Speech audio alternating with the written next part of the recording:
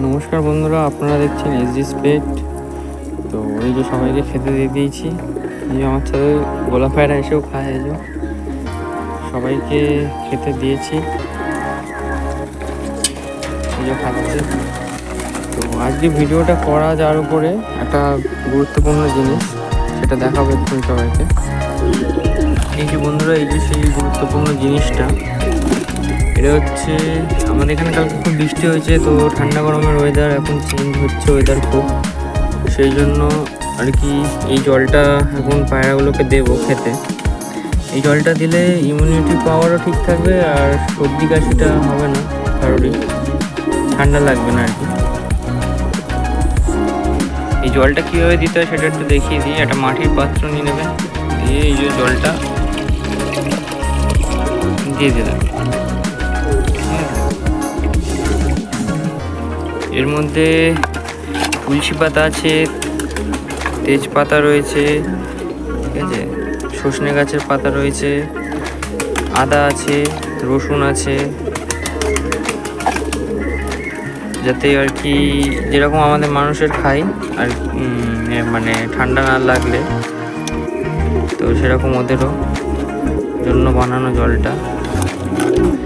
তো ওই জলটা এই যে দিয়ে দেবেন এর মধ্যে, দিয়ে এই যেরকমভাবে চিপে নেবেন রসটা, যাতে রসটা আর কি বেরিয়ে যায়।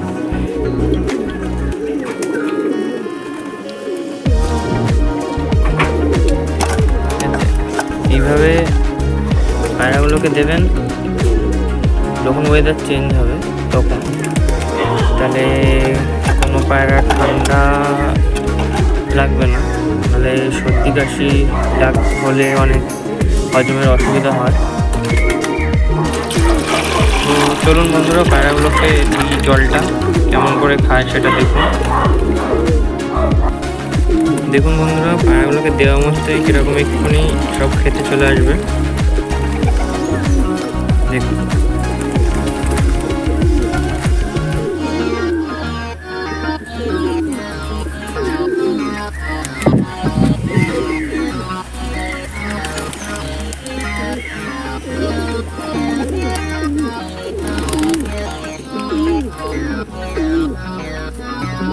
দেখুন এদেরকেও দিলাম, এরা সব খেতে চলে এসছে।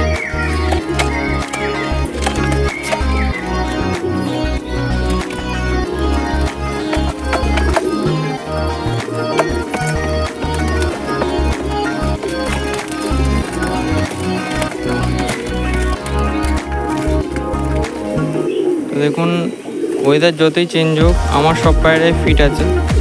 এই যে আমার সব পায়রাই ভালো আছে, সুস্থ আছে। এই যে দেখলেই বুঝতে পারবেন আপনি, এই যে আপনারা দেখলেই বুঝতে পারবেন, ঠিক আছে।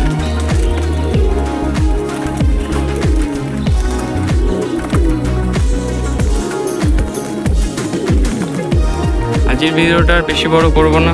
প্লিজ ভালো লাগলে একটা লাইক, একটা সাবস্ক্রাইব করে দেবেন, একটু কমেন্টে জানাবেন যে আপনারা কি খাওয়ান পায়রাদেরকে সুস্থ রাখার জন্য। আমি তো ওয়েদার চেঞ্জ হলে এরকমই খাবার দাবার দিই। আর যদি ভালো লাগে ভিডিওটা, একটা লাইক তো করবেন, সাবস্ক্রাইবও করে দেবেন, আর পাশে থাকবেন। আরও এরকম আমি আমার পায়রাকে কীভাবে সুস্থ রাখি সেগুলো সব কিছুই জানাবো।